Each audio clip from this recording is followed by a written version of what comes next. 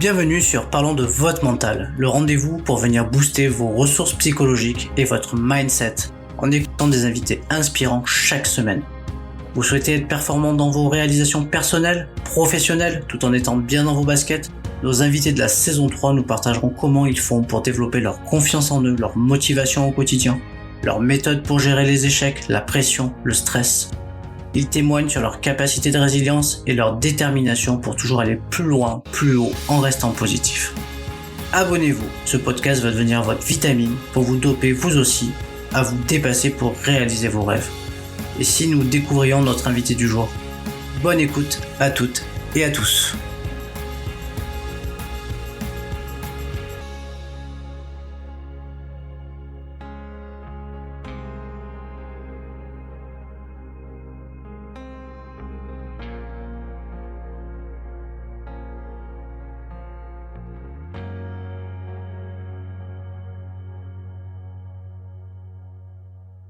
Bienvenue à toutes et à tous pour un nouvel épisode de Parlons de votre mental. Et aujourd'hui, j'ai l'honneur et le plaisir de recevoir sur l'émission Charlie Baumgartner.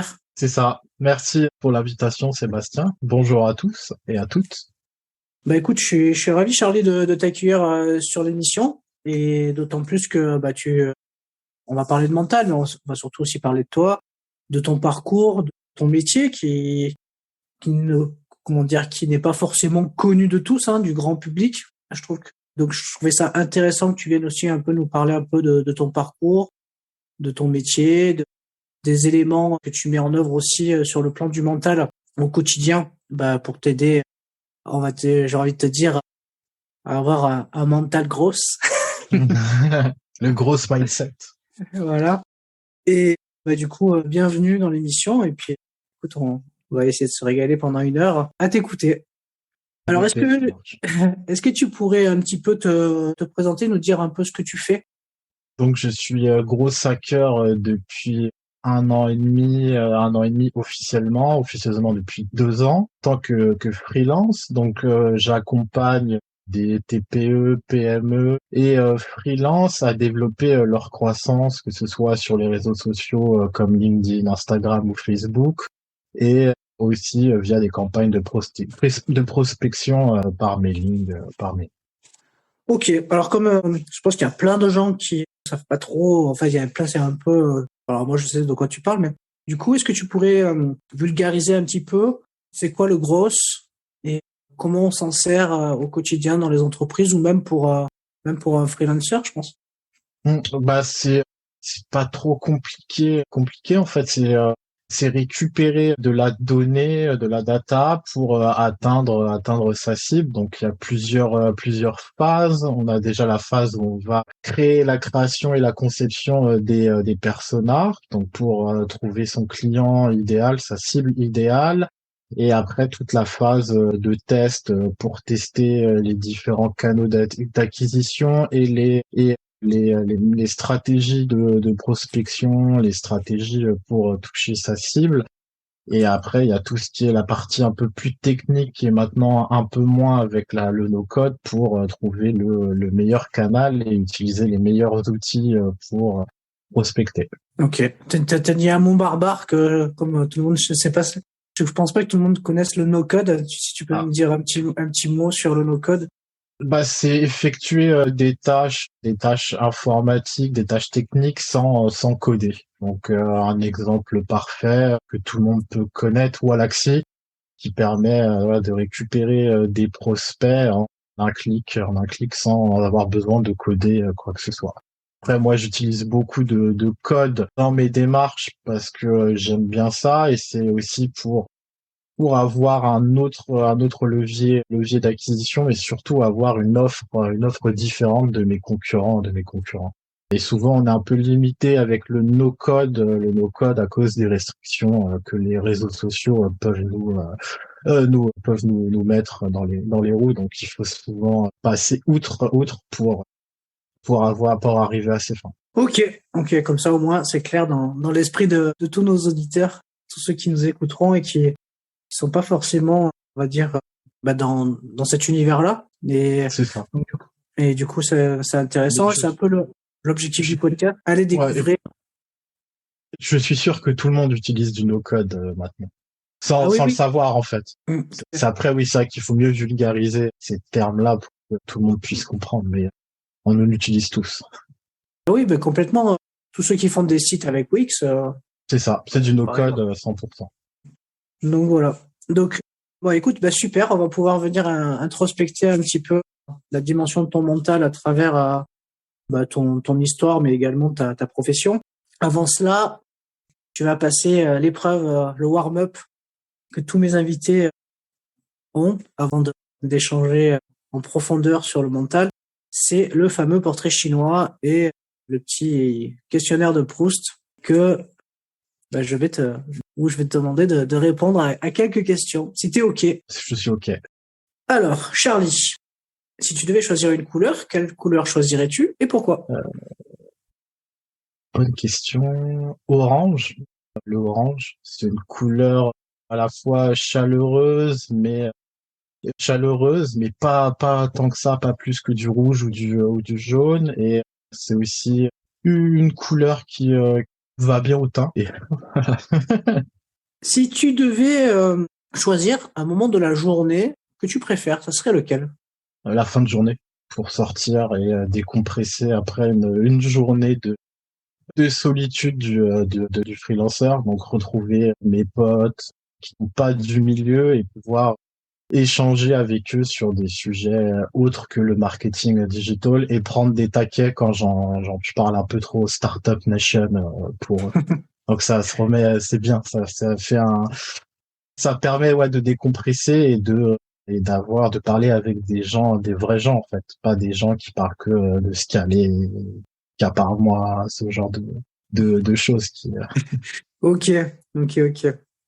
Si tu devais choisir un livre qui t'a inspiré, ou qui autrement qui t'a marqué vraiment au cours de ton histoire, ça serait quel livre?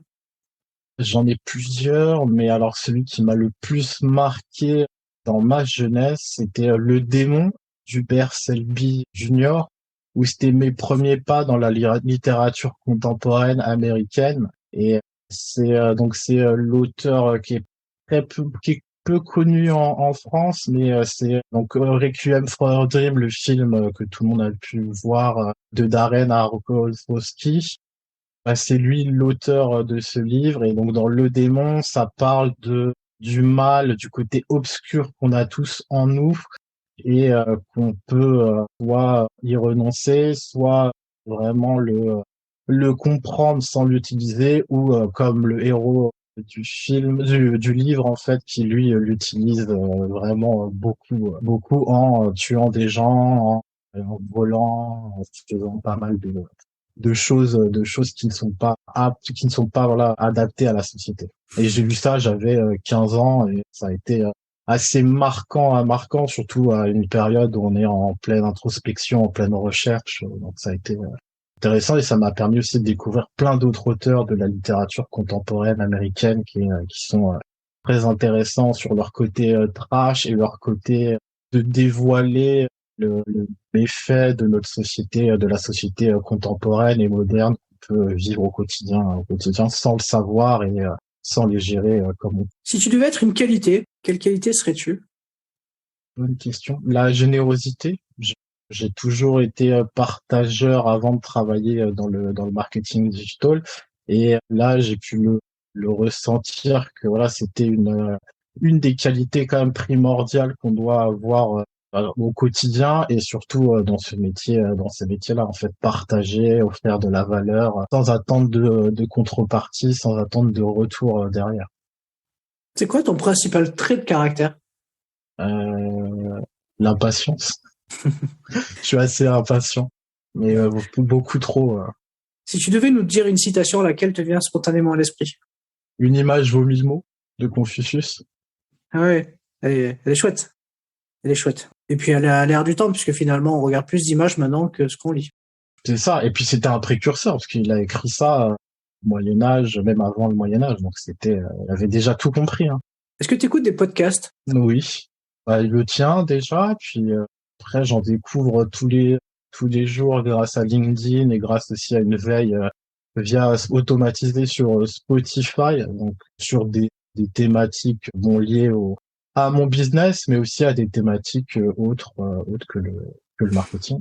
Si tu devais te faire un trio gagnant de podcasts à écouter, ce serait lesquels? Le tien, celui de Caroline Mignot et celui de Ophélie Farech c'est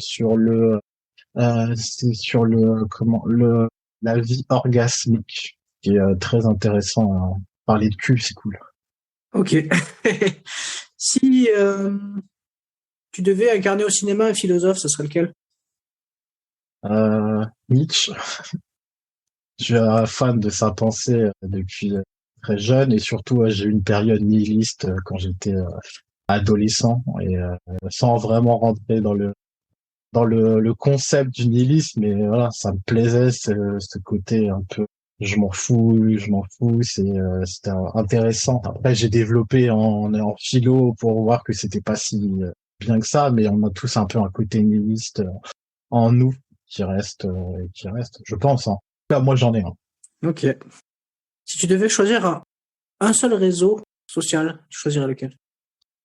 Pour le business ou pour le perso? Ah ben alors on va faire un de chaque. Pour le business et pour le perso. Lequel tu choisis? Ah ouais, c'est Instagram pour le business et parce qu'il y a une difficulté en fait qui est sur LinkedIn, c'est assez simple avec tous les outils à notre disposition pour récupérer la data. Instagram, c'est un challenge de tous les jours vu que souvent l'algo peut changer, donc il faut toujours adapter son outil pour récupérer les datas. Pour le perso, YouTube, parce que ouais, YouTube. J'aime bien ce côté. Je découvre YouTube un peu plus avec le gros hacking, parce qu'avant j'étais vraiment pas adepte de YouTube. Je comprenais pas trop le délire de regarder des vidéos qui souvent n'apportaient pas autant de valeur ajoutée. Et là, j'ai pu redécouvrir des YouTubeurs intéressants. Et même maintenant pour le perso, ça devient un bon média pour avoir des informations et découvrir plein de choses. Mais tu sais que cette interview, elle sera sur YouTube. Ah oui, oui, en plus. Ce sera ma première vidéo YouTube. Bon, ben voilà. Un pays qui t'inspire et où tu serais capable d'aller vivre. Canada, Québec, plus précisément. J'aime bien leur mentalité à l'américaine, mais c'est un peu moins américain dans le mauvais sens du terme. Et puis, les paysages sont intéressants. Et puis, avoir enfin un vrai hiver avec de la neige, tout ça, ça peut être cool à vivre. Après, je me mets quand même quelques freins parce que le froid va être compliqué, je pense, à subir les moins 20 degrés comme là-bas, là, quand ils ont des tempêtes de neige. Je sais pas si en tant que Français et surtout Parisien où l'hiver on connaît pas trop, est-ce que c'est possible de vivre dans des conditions pareilles? Non, c'est clair. Bon, après, je pense qu'on s'habitue à tout. Hein. Oui, c'est ça, mais après c'est compliqué, je pense, au début et après on s'habitue. Allez, une petite dernière. Une personnalité féminine qui t'inspire. Bonne question. George Sand, où ça a toujours été, c'est mes premiers pas dans le féminisme avec le deuxième sexe, où c'est un livre intéressant et c'est surtout les combats qu'elle a pu mener à son époque et à voir que on est toujours, il y a pas grand chose à changer. Il y a quand même eu des axes d'amélioration, mais j'ai l'impression qu'on régresse dans notre société moderne pour ce qui est de la place de la femme dans notre société contemporaine et occidentale et même dans d'autres pays. C'est vrai, t'as pas tort. Ok, ben écoute, on a fait un peu le tour. On connaît un petit peu plus tes reliefs et un peu ce que t'aimes et ta personnalité. On va rentrer un petit peu plus dans ton parcours. Ton parcours, tu peux nous l'expliquer un petit peu comment on fait pour en fait faire le job que tu fais? Il faut faire quoi comme études? Comment on fait? Moi, j'ai pas fait d'études à proprement parler. J'ai fait, donc moi, c'est une reconversion professionnelle. Avant, je bossais dans l'hôtellerie. Suite à la pandémie, donc j'ai dû arrêter cette profession-là. J'ai fait une première formation en web marketing et digital pour comprendre les métiers du web et trouver le job qui matchait le mieux avec mon expérience passée et ma personnalité. Et donc, j'ai sur un module où on parlait de marketing digital et on présentait le gros hacking. C'est ce qui m'a plu tout de suite. Donc, j'ai fait le bootcamp de la Rocket School qui forme sur le gros hacking et le business développement. Et donc, c'est une formation en plus en alternance, donc qui est intéressante, qui est diplômante avec un master à la fin. Mais comme moi, le salaire d'apprenant n'était pas l'idéal, parce que 1 200 € par mois quand tu en touchais le double, voire le triple en hôtellerie. C'était un peu compliqué, donc à côté j'ai commencé le freelance et j'ai eu du succès en visant bien le public, l'audience cible et mon client idéal et j'ai été victime de mon succès, donc j'ai arrêté après la formation. Mais ça a été une très bonne formation. Après il y a aussi la formation de Kevin Dufresne sur le gros hacking qui est très intéressante pour apprendre le métier parce elle est assez rapide, en 2 3 mois on peut apprendre vraiment toutes les bases du métier et il offre beaucoup de valeur dans cette formation. Donc, c'est intéressant t'avais quand même comment dire, t'avais quand même des appétences et t'aimais déjà beaucoup l'informatique quand même. Oui, bah après pendant le premier confinement, je me suis formé en autodidacte sur le code, donc tout ce qui était l'HTML, le CSS et le JS et un peu de Python. Donc j'avais déjà quelques bases et j'ai toujours eu de l'appétence pour le web. Étant un millennial, on était toujours quand même porté par cette technologie et par tout ça. Ok, bah comme quoi le confinement a eu du bon aussi pour se Oui, reconvertir et faire autre chose, hein. c'est ça. Et puis je faisais du gros hacking en hôtellerie sans le savoir à la base en fait. Toutes les séquences de mails, campagne d'emailing, les mails avant séjour, après séjour. Donc, je faisais un peu sans le savoir et en plus sans aucun outil adéquat et adapté. Il t'inspire quoi ton parcours à ce jour? Bah, c'est que j'ai jamais renoncé à ce que je voulais faire et surtout je me suis jamais posé trop de questions, hein. On peut avec deux différents échanges que j'ai pu avoir avec des solopreneurs ou même mes anciens camarades de promotion où je ressentais beaucoup le syndrome de l'imposteur chez eux alors que je l'ai jamais eu ou ce genre de problématique en fait que je me pose pas trop de questions, je fais les choses et après je vois les conséquences, je me mets pas de frein pour quoi que ce soit parce que sinon on n'avance pas, selon moi on n'avance pas si on se pose trop de questions. Ouais, c'est vrai. Des fois, vaut mieux agir que trop réfléchir. Oui, après on verra les conséquences en fait. Je suis adepte du fail and learn, donc voilà, je suis là pour échouer, pour apprendre. Ok. De quoi tu es le plus satisfait là, aujourd'hui? Bah, j'arrive à générer des leads grâce à mes posts, donc ça c'est une satisfaction. J'ai plus trop besoin de prospecter. J'ai des bons retours sur ce que je mets en place comme stratégie, qui sont assez inédites. Donc ça, c'est toujours une bonne satisfaction et ça fonctionne en fait. Donc ça veut dire que j'ai bien j'ai bien essayé tout ce qu'il fallait pour arriver à mes fins et pour les clients. Donc ça c'est assez cool en si peu de temps en fait. Je pensais que ça allait me prendre plus de temps pour développer du business. Donc non, ça a été assez rapide, assez rapide. Si je te dis rendre possible impossible, est-ce que ça fait écho à ton parcours ou pas? Oui, tout à fait. Bah, c'est avec plusieurs reconversions à mon actif. Donc la dernière, oui, je me suis jamais posé de limite et je me pose jamais de limite, me dire non, je pourrais pas le faire, c'est pas possible. On peut tout réussir en fait, tout faire si on croit en soi, si on se motive et si on apprend en fait de ses erreurs et de ses échecs. Si tu devais définir le mot mental, tu le définirais comment ce mot? C'est je pense, une partie des plus importantes pour l'humain. C'est avoir un mental puissant. Puissant, ça aide à avancer dans ses projets et dans même sa vie au quotidien. Si le mental est fragile ou faible, je pense qu'on a plus de mal à avancer dans sa vie. Et après, ça se travaille aussi beaucoup.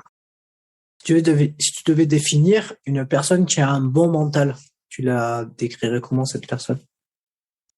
Qui n'a pas froid aux yeux, qui ne se pose pas aussi trop de questions, qui fait les choses et qui n'a pas peur, n'a pas peur de concevoir, de créer des choses, du business, ou même dans la vie perso, d'aller vers les autres, d'avoir un mindset de winner. Ok. Alors, toi, est-ce que tu utilises des astuces, des outils, des méthodes pour t'aider mentalement? Oui, après, je suis adepte du growth mindset, donc toujours avoir un mindset en croissance. Donc, toujours se renseigner sur les nouvelles techniques, faire de la veille souvent, donc pour toujours avoir le plus d'idées possibles et le plus de sources à exploiter par la suite. Et des outils comme la sophrologie, l'hypnose, la cohérence cardiaque, est-ce que c'est des outils que tu utilises ou pas, du coup? Non, après méditation, je fais un peu de méditation 2 à 3 fois par semaine. Après, je suis un peu limité par le temps, mais ça, ouais, je médite. Après, sophrologie, non, je connais pas plus que ça. Hypnose, j'ai essayé pour arrêter de fumer, ça n'a pas fonctionné. Donc, je pense que ça peut fonctionner. Soit c'est ce que on m'a dit sur LinkedIn, il faut y croire, mais j'y croyais, mais je pense que il a eu du mal à rentrer dans ma tête, l'hypnotiseur. Il y a du mal à rêver. Je crois que personne peut rentrer dans la tête des autres. Ouais. Ça, c'est un peu compliqué, ça. C'est un peu compliqué. Non, mais c'était pour savoir s'il y avait des outils. Après, il y a les outils connus et puis il y a les outils qu'on peut s'inventer nous-mêmes. Hein. Je dirais, parfois, il y en a qui juste écouter de la musique, avoir une playlist, ça va leur permettre de se conditionner pour aller à leur travail, pour aller faire un combat, pour aller courir, enfin, tu vois, pour donner de la motivation. Ben voilà, il y a plein d'outils. Il y en a qui vont avoir besoin de jouer de faire de la musique et je sais pas, moi, faire du piano ou ça va les distraire, ça va les amener à penser à autre chose. Il y a tellement de choses qui sont tellement personnelles dans les outils que voilà, la question, ce qui m'intéresse, c'est toi, qu'est-ce que tu utilises pour te faire du bien, pour te concentrer ou pour, tu vois, gérer des moments de stress, quoi. Bah après, je suis pas trop enclin au stress, ayant travaillé dans l'hôtellerie, donc j'ai baigné un peu dans le stress au quotidien, entre guillemets, hein, où tu avais quand même une certaine pression. Donc je suis pas enclin au stress. Après, oui, playlist, mais c'est plus en travaillant. Donc après, je sais pas si ça doit quand même un peu m'aider à me concentrer, ou des fois, je coupe totalement la musique pour vraiment mieux me concentrer. Donc j'ai pas d'outils pour la concentration, en fait. Ça va dépendre du mood, en fait. C'est surtout ça, j'ai l'impression. On va parler un peu de confiance. Comment tu construis ta confiance? Est-ce que c'est une confiance qui s'est bâtie au gré des expériences ou c'est quelque chose que tu as toujours plus ou moins eu déjà, bâti dès l'enfance? Comment ça se passe pour toi? Bah, ça a été inné. Je l'ai eu déjà assez jeune. Bon, j'ai fait du théâtre, donc ça a dû aider pour la confiance. En fait, que monter sur les planches, tout le monde ne peut pas le faire, ne peut pas le faire. Et après, elle s'est développée aussi avec les expériences que j'ai pu avoir dans les différents métiers que j'ai pu exercer. Et l'hôtellerie m'a beaucoup aidé à avoir cette confiance en moi pour vendre, pour échanger aussi avec les clients, toujours être confiant en fait. Ah ouais, c'est intéressant ce que tu dis. Bah, le fait de monter sur les planches, d'oser le regard des autres, d'oser s'exprimer par rapport à une pièce de théâtre et tout ça, c'est vrai que c'est un bon outil de développement de soi. Et c'est très intéressant. Comment tu te positionnes par rapport au droit à l'erreur? Je suis adepte du fail and learn, donc le fail and learn, c'est échouer et apprendre. Donc c'est comme le test and learn, mais un peu plus poussé. Donc échouer ne me dérange pas plus que ça. Ça arrive à tout le monde l'erreur en fait ne me dérange pas plus que ça. En fait, l'erreur est humaine, hein, comme on le dit souvent. Et c'est tant que ça permet d'apprendre et de se remettre en question, pour moi c'est le plus important et c'est même nécessaire à nos métiers et même à n'importe quel autre métier. Comment tu te situes par rapport au regard des autres? Est-ce que c'est quelque chose, du coup, le théâtre, ça a dû forcément t'aider, je pense. Et comment tu l'apprivoises un peu, ce regard des autres? Alors, je m'en fous complètement de ce que les gens peuvent penser de moi. Après, en fait, tant on peut, ça me dérange pas plus que ça, en fait. Je suis pas là pour plaire à autrui, en fait. C'est avant tout, tant que je me sens bien dans ma peau, c'est le plus important. Après, c'est vrai que quand j'ai commencé sur LinkedIn, je m'étais mis quand même quelques filtres pour ne connaissant pas la plateforme ni l'audience. Donc, je faisais attention à tout ce que je pouvais écrire, dire lors des visios ou dans des rencontres professionnelles. Maintenant, j'ai plus aucun filtre. Je vais être le plus naturel vu que c'est ce qui fonctionne auprès des gens et j'ai vu que ça choquait pas plus que ça, pas plus que ça. Non, oui, oui, l'authenticité, c'est important, quoi. Après, comment dire, on rencontre certaines personnes via les réseaux, mais on en rencontre finalement que très peu. Donc, finalement, j'ai envie de te dire, autant laisser briller son authenticité. Et puis, si ça plaira à certains, ça plaira peut-être pas à d'autres. Et puis, au moins, ça attirera au moins à toi ceux qui arrivent à se reconnaître dans ce que tu dis, quoi. C'est ça passe ou ça casse, de toute façon. Mais c'est intéressant, je trouve, comme ça permet de faire le tri, le filtre, un peu comme tu dis, quoi. Est-ce que tu as des astuces, des trucs pour te motiver quand tu n'es pas motivé?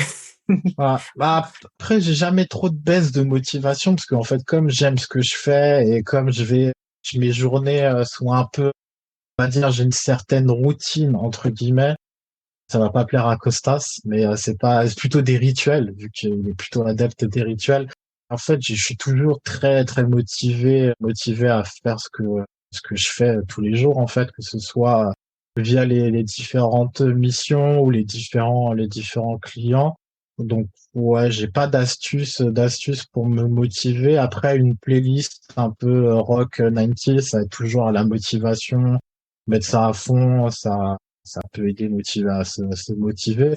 Et c'est surtout en fait ce qui fonctionnait aussi en hôtellerie, c'était au moins à la fin de la journée, je savais que j'avais accompli quelque chose. Donc c'est ça ce qui me motivait à me dire que voilà, j'ai aujourd'hui réussi à faire cette tâche-là et ça peut que motiver.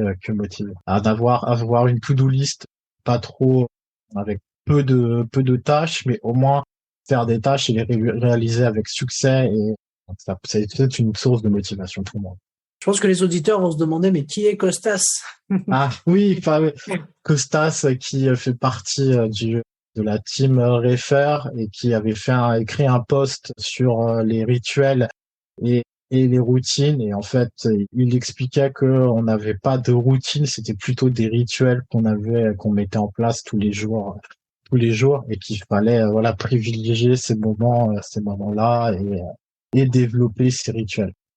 Tout à fait. De toute façon, moi qui suis quand même amené souvent à côtoyer des athlètes, des sportifs ou même d'autres personnes, on se crée nos propres rituels et souvent, comment dire, avec le temps, on s'en rend même plus compte en fait, on le fait automatiquement. Et souvent, parfois, il faut reconscientiser ce qu'on fait pour l'optimiser ensuite. Le process est là, mais on le fait tellement naturellement, on a oublié comment on le fait en fait. Finalement, tellement c'est devenu automatique. Oui, un peu comme quand un peu comme quand on apprend à conduire, quoi. Je sais pas conduire. Je suis parisien, j'ai pas besoin du permis. Quand on apprend à conduire, au départ, tu es obligé de, comment dire, de connaître un petit peu comment on fait, le passage des vitesses, la voiture, tout ça. Et au fur et à mesure, tu prends ta voiture, tu conduis sans penser à tout ça, quoi. Donc, l'idée, c'est de reprendre conscience de toutes les étapes qui sont nécessaires pour aller vers l'efficience, la performance, c'est le cas des sportifs, et de pouvoir ensuite optimiser certaines séquences qui permettent, en tout cas, à un moment donné, peut-être d'être meilleur, quoi. Un peu comme tu fais en grosse, je suppose. Quand tu testes des choses, ben, des fois, il y a peut-être certaines petites parties que tu vas améliorer pour rendre le process plus performant. Ah oui, tout à fait. Ouais. Il y a à chaque fois remettre en question la stratégie ou le process pour essayer une nouvelle approche, pour tester un nouvel outil, un nouveau framework, et tout en constante évolution et en perpétuelle évolution aussi. On va parler de pression et de stress. Tu me disais que dans l'hôtellerie, c'était monnaie courante, la pression. Et comment tu faisais pour la gérer? Bah t'es devant, donc tu la gères au quotidien. Et en fait, quand il y avait soit un problème technique ou un client mécontent qui était vraiment énervé, bah, tu la prends en pleine face et je la gérais bien en fait. Je savais que si on s'énervait, c'était pas contre moi, c'était plutôt contre la structure. Donc je prenais rien pour moi. Je me disais qui s'énerve contre moi, si ça lui fait du bien, voilà, je prends. C'est un peu ce côté nihiliste. Vas-y, donne et moi je fais le tri de tes émotions de client énervé. Ça a été des fois un peu compliqué. Il y en a une fois où le client voulait vraiment me frapper. Donc ça a été pas compliqué à gérer, mais ça a été ouais un peu compliqué à gérer parce que j'attendais qu'il m'en mette une. Vraiment, je me disais là, vas-y, là il est à 2 doigts d'en mettre une. Si je continue à avoir ce sourire et à ne pas lui trouver de solution alors que on n'était pas du tout en faute. Hein. C'était juste un Gaulois, comme on les appelle dans le métier, un Français chiant. Et, C'est Astérix? Ouais, mais en pire. En pire. Ok. Ouais, parce que c'est pas évident d'être le punching ball des gens quand même. Après, tu te dis qu'ils sont énervés contre faut se rentrer dans la tête que c'est pas contre toi, c'est contre la structure. C'est toi, Charlie, employé de cet hôtel. C'est pas toi, Charlie, de tous les jours. Ils me connaissent pas, je les connais pas, j'ai pas envie de les connaître. Donc ça reste des clients. C'est juste un rapport professionnel qu'on a. Donc après, on n'est pas vraiment formé à ce genre de choses. Tu te formes sur le tas. Et tu dis que sur un client énervé qui va te mettre des coups de pression comme ça, t'as derrière 10, 20 clients qui sont contents et qui te le prouvent soit en te rétribuant un pourboire ou un commentaire intéressant sur les plateformes. Donc ça, ouais. Après, je le voyais comme ça. Hein. Moi, j'avais des collègues un peu plus jeunes et surtout des filles qui, elles, craquaient assez facilement. Donc, ça a été aussi moi, en tant que déjà chef de service, de les former, entre guillemets, à ce genre de pression. Tu étais dans un hôtel luxueux, du coup, avec beaucoup d'exigences? Pas beaucoup d'exigences, mais un 4 étoiles sur Paris, donc un peu dans le style boutique hôtel. Peu de chambres, mais avec beaucoup de services. Et j'estime quand tu payes 300 € ta nuit en basse saison, ouais, il faut que tu sois aux attentes du client, à le chiader de A à Z. Et il y a eu des fois des couacs indépendants de notre volonté qu'on a dû gérer en fait. Ou des fois à cause d'erreurs humaines de collègues. Ça aussi, c'était compliqué, encore plus compliqué à gérer. Allez, une de mes dernières questions, c'est qu'il paraît que pour avoir une force mentale, il ne faut rien lâcher. Comment tu te situes par rapport à ça? Ah, ben, je suis d'accord, hein. Il faut toujours aller au bout de soi-même et ne jamais renoncer pour quelconque difficulté. C'est ce qui peut des fois, ce qu'on peut des fois retrouver via des témoignages ou d'autres choses où les gens juste une petite difficulté, un petit couac, ils abandonnent et ils passent à autre chose. On peut passer à autre chose pour faire un point avec soi-même et prendre du recul, mais ne jamais abandonner un projet, une idée, une envie.